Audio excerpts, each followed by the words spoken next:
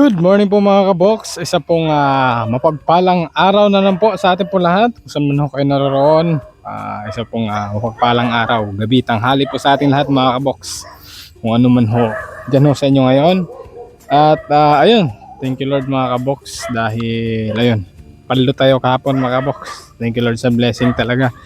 Dahil yun nga, yung na-harvest natin lahat kahapon ng kalabasa mga kaboks is nag times 2 doon sa unang harvest natin. At ang pinakamaganda pa mga kaboks ay tumaas ng konti yung presyo. Nung nakaraan 13, kahapon po ay naging 15 po yung kilo ng ating kalabasa. Kahit pa paano mga kaboks, napakalang bagay sa atin. At ayun, ngayong araw mga kaboks, lang po ay nag-iisa. Dahil si Che mga kaboks ay nagrelebo ho dun kay Annalie. Dun ho sa outlet mga kaboks na pinagjujutihan ni Che kung absent si Annalie, kung may lakad si Annalie mga kaboks. So ayun, si Liam at si Che andun sa outlet. Medyo late nga yung naging video natin gawa nung pinaayos natin yung laptop. At ayun, yung laptop lang mga kaboks, nakalimutan ko kayong i-update nung mga nakaraang araw.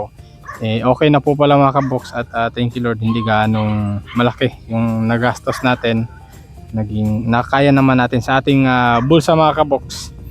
At okay na yung ating laptop, kaya medyo late yung upload natin. At si Liam pala mga kaboks ay ang tawag dito, simula ngayon hanggang Friday wala ko silang pasok kasi yung teacher nila ay may seminar ho, 3 araw ngayong linggo na to. Kaya ayun, naka extra si Che mga kaboks doon sa outlet na pinagjutihan nila sa pagrelibo niya. At ayun, ngayong araw mga kaboks, ako nga lang mag-isa. At andito ako sa ating pinagtamnan ng ampalaya mga kaboks. So napaka blessed din, kahapon umulan yung tinanim natin mga kaboks. Ito, tingnan nyo, basang basa oh. Ayan oh. So basang basa. Ito, natamnan na to dito ang okra, dito ang palaya. At yung binabad ko kahapon mga kaboks bago tayo umakyat sa ating may kalabasa. So ito na, ito yung binabad ko na kulang. At ayun, gusto niya nang lumabas mga kaboks. Nabiyak na yung isa. Gusto na niyang tumubo mga kaboks, kasi kahapon pa nga ito ng umaga ko binabad. At kagabi ko lang tinanggalan ng tubig hanggang ayan, tuyo na siya. At ayun, galing na rin ako ng bayan. Paghatid ko kina Che kanina, time check tayo, saktong 9:10 na ho mga kaboks, alas 9:10 na ho ng umaga. At sumaglit na ako sa bayan para dito sa ating okra kasi kulang nga yung pagtinamnan natin dyan. At ayun, mamaya magtatanim na rin ako ng sitaw doon. So pagtsatsagaan nyo na lang dyan mga kaboks. Kahit ako lang ho ang mag-isa sa ngayon na inyo hong makikita sa ating vlog, dahil wala ho talaga akong kasama mga kaboks. Gawa ng busy silang lahat. Yung mga bata pumasok at si Che pumasok din. So tayo lang ho yung magpapatuloy sa pagtatanim. Ano na rin ako mga kaboks, nakahanap na rin ako ng kasangga sa ating pagtatanim dito. Kumbaga wait lang, parang pinagpapastulan to ng kabayo mga kaboks. Wala sa ayos naman yung mga tao dito.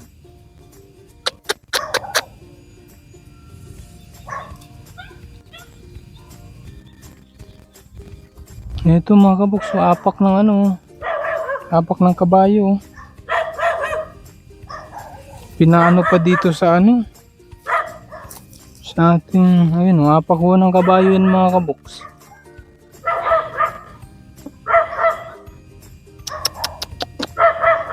Okay, nakawala kaya yung kabayo nila, pero ang daming apak dito. Wala sa ayos naman yung mga tao dito. Nakaka-stress naman mga kaboks. Yung pinagtamnan ko ng naapakan pa yung tudling oh. Ay naku naman. By the way, skip na natin yung mga ganyan mga kabox. Intindihin na lang natin yung mga tao na yun. Hindi ho marunong tumanaw sa hirap po ng ibang tao. Ayun o, yung damo napunta na sa tudling. Apak ng kabayo. Ay nako naman. Sige na mga kabox, magtanim na tayo mga kabox. Nakakasira naman sila ng araw. Wala sa ayos. So ayan, dito ako magtatanim hanggang doon. So sakto lang ho itong inano kong binhi mga kabox. Ayun o, lambot o. Tapos iuna natin yung gusto nang lumabas. Ayan, ginupitan ko na rin to kahapon. Ayan. So patayo lang natin dyan. Tapos tabulan ng konti. Ayan. Ang tanong dito, ay nawala na kasi yung ano mga kabok. Gawa ng hindi natin nabalikan kahapon. Dahil yun, sa dami ho ng ating na-harvest na kalabasa, inabutan na tayo ng alas 5 ng hapon, tas ulan. Hindi ko na maano, pero matansya naman natin yung layo kung saan sila nagbabasal mga kabok sila check. So tatanim ko lang to, pagkatapos nito yung okra, at pagkatapos yung sitaw. Wala sa ayos yung aso na to. Ayan, kinultivate naman na nila to anong bago tayo umalis. Lahat na cultivate na yung pinagbabasalan ng pataba mga kaboks. Tsaga-tsaga lang mga kaboks. At ayun, marami po talagang salamat sa inyong lahat mga kaboks, sa inyo pong pagmamahal at pagpapatuloy ho na pagsuporta ho sa atin pong daily vlog. Kahit yun nga mga kaboks, ang dami kong kasalanan sa inyo, gawa ng hindi talaga ako araw-araw talaga nakapag-upload. Dahil yun nga, minsan mga kaboks sobrang busy, sobrang pagod, tapos nagluloko pa yung laptop ko nung mga nakaraan. Kaya ayun, pasensya na ho talaga kayo mga kaboks sa atin pong sa inyo pong matagal na paghihintay. Pero maraming salamat po, dahil kahit papaano hindi nyo po kami iniwan mga kabok sa amin pong daily vlog, sa aming pagpa-farming. At eto, tuloy pa rin ang laban. Siyempre thank you Lord mga kabok sa lahat ng blessing, di ba, na kanyang binigay ho sa atin araw-araw.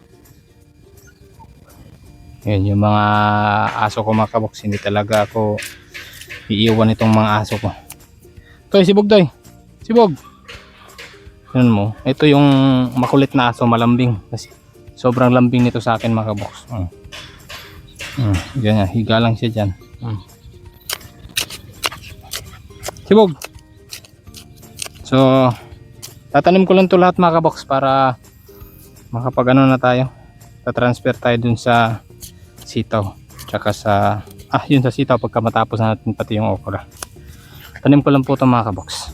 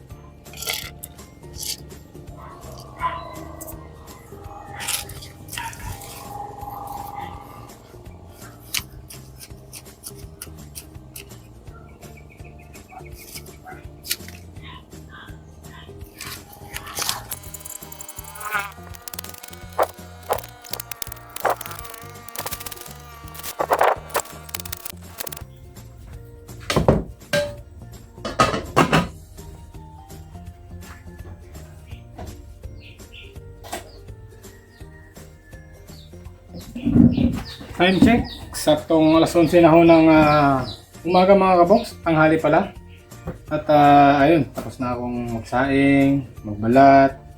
At eto mga kabox, ito yung uulamin natin ngayong tanghali. Kumbaga, siyempre, kaka-harvest lang natin ng kalabasa mga kabox. Eto, mag-adobo tayo ng kalabasa. Bago dumating yung mga estudyante natin mga kabox, dahil wala nga si Mrs. dito. At ayun, sabi kasi ni Mrs. kanina, paghatid ko mga kabox, nagtanong ako bago kumuwi kung ano yung ulamin pang tanghali. Sabi niya, mag-adobo ka na lang ng ng kalabasa. Kaya eto mga kabox, mag-adobo tayo ng ating kalabasa. So, ganyan ho ka healthy ang ating kalabasa. At tingnan nyo naman ito mga kabox, kung gaano ho ito kalaki. Diba, ang liit ho ng mukha ko sa atin pong kalabasa. Ang laki nito mga kabox. Pero ito lang i-adobo natin ngayon.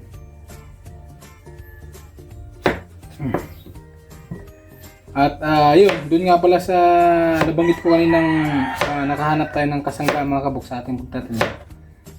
Kumbaga may nakita na pala akong mga kabox na ahente. Hindi ahente, sorry. Kumbaga technician po mga kabox, technician.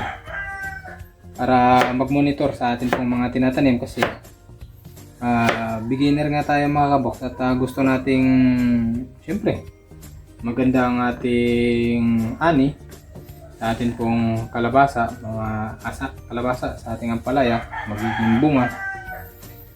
Yeah. Ayun. Ilang araw kong paghahanap mga kabox dun sa pinagbibilan natin ng mga gamot, mga similya. Ayun, nakahanap din sa wakas. So kumbaga tatawag na lang ako sa kanya mga kabox pagka may kailangan tayong dahil nang pag tumubo na yung ating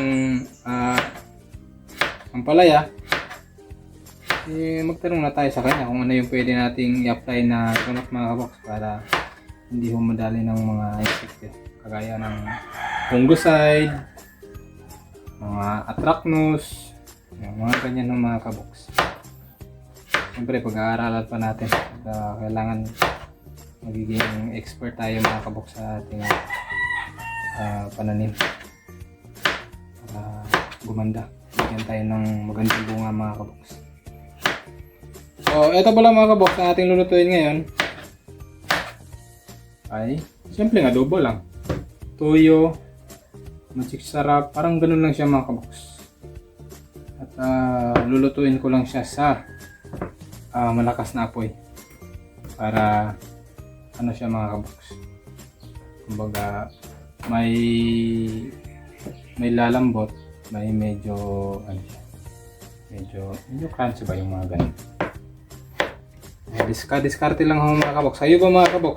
Ano ho ang masarap sa lutong kalabasa? Siyempre, gata, di ba mga kabox? Masarap to, may niyog. Tapos malunggay. Oh, ayun yung mga ganun pala. Pero ito mga kabox, siyempre nga adobo lang to. Pero gustong gusto ng mga bata. Nagtry akong nag-adobo mga kabox kasi yung mama ko mahilig sa adobong kalabasa. Si mama ko mga kabox na nasa Davao. Ma, I miss you. Kumusta ka diha ma? Kumusta imong panginabuhi diha? Kaya ayun, nagtry akong nag-adobo mga kabox. Nagustuhan naman nila mga bata. Kaya ayun, eto, mag-adobo tayo ulit.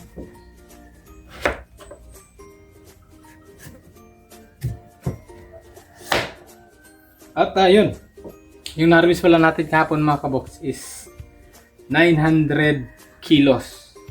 Diba? Kahit pa paano mga kabox, marami-rami ho yung na-harvest natin. Napakasarap sa pakiramdam mga kabox na harvest tayo kulang-kulang 1 tonelada mga kabox. Naka-harvest tayo ng 913 ata mga kabox yung na-harvest natin na kalabasa, maliban sa isang sakong tinabi natin kasama na yung reject, kasama na to ano pala mga kabox, kunti na lang pala, 1 tonelada na yung na-harvest natin. Kasi yung isang sako tumitimbang ng 60 kilos mga kabox. Pinakata 60 kilos. Diba? May hindi pa tayo tinimbang. Dahil binigay natin sa may mga tindahan dito mga kabox. Inasama dun sa ano natin. Kaya ganun lang mga kabox. Sipag lang, sipag lang. Pagpalain din tayo ni God.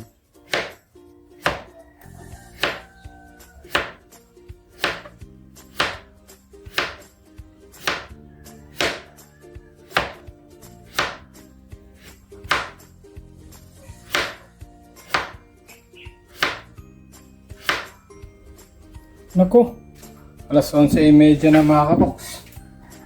Hindi ko nang makalimutan yung kape. Hindi po mga kabox, alas 11:30 na pala, hindi pa tayo nakaluto. Pero kanina pa akong gusto magkape mga kabox. Kalimutan ko lang talaga. Eto. Kape po tayo ng stick.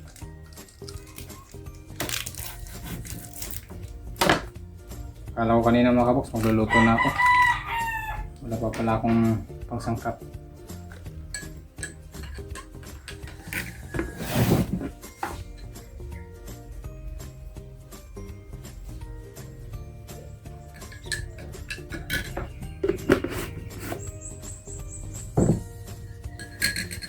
Tapos tinapay.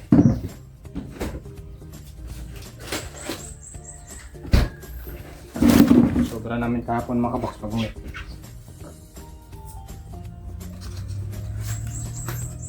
Asarap kaya magkape pag tanghali mga kabox. Hindi na ko pang gusto magkape, nakalimutan ko talaga eh. Pusaw-saw. Parang ano yun oh. Kape ko.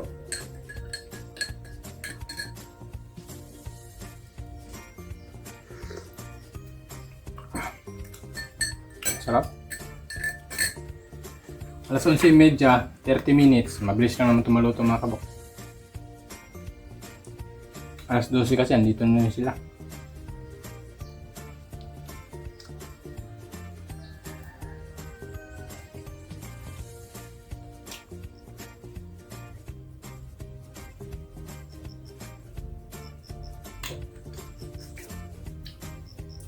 Kain muna ako kasi matapang yung bawang mga kabok.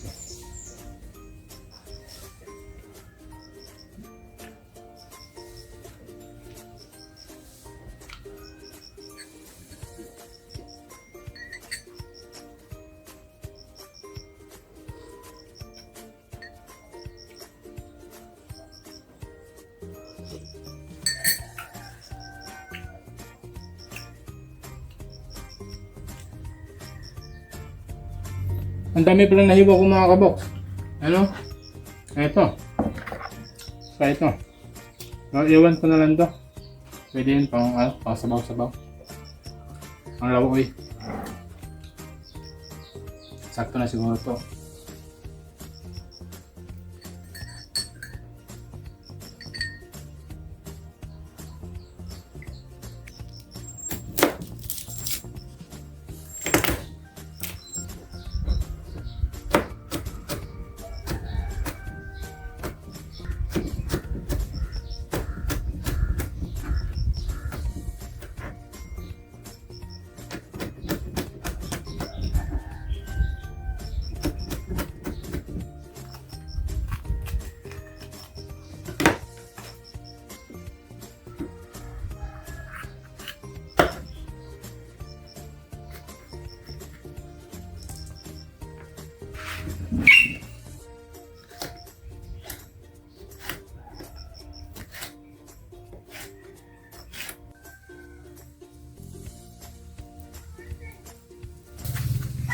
So, ganun lang ho mga kabox.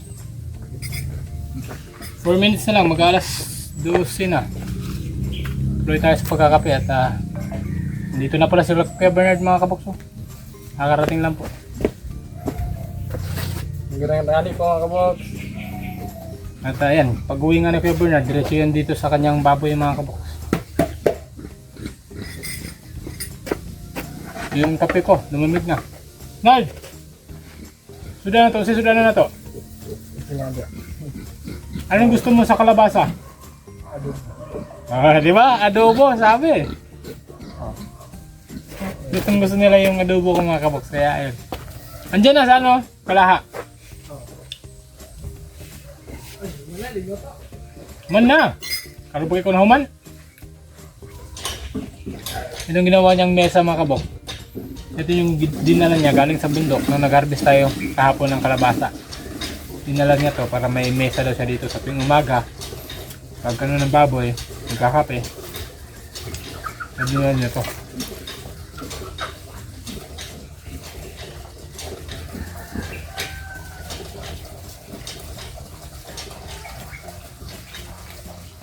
Busog na ako sa pan mga kabox. Kaya mamaya na ako kakain ito. At ayun, tanghali na. Kailangan kong puntahan si Leia mga kabox kasi mainit ho dun sa outlet na pinag-dutihan ni Che. Kaya kailangan kong kunin si Leia. Pauwi ko rito, tapos dito na lang kami maghintay.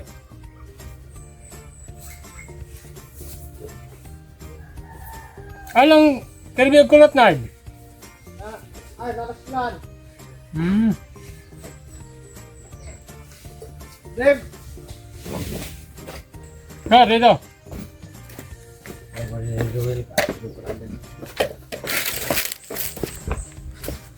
Ano? Ano yung gusto mo sa ano? Sa labasa? Pan. Adobo. Isa? Adobo. Di ba mga kabox? Adobo. Patok na patok yung luto natin ngayon mga kabox. Adobo. Pan.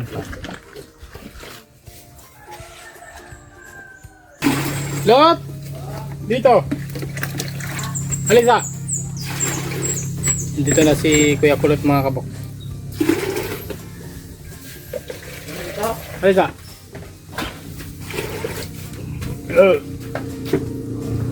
Ano ko muna? Good afternoon po mga kabox.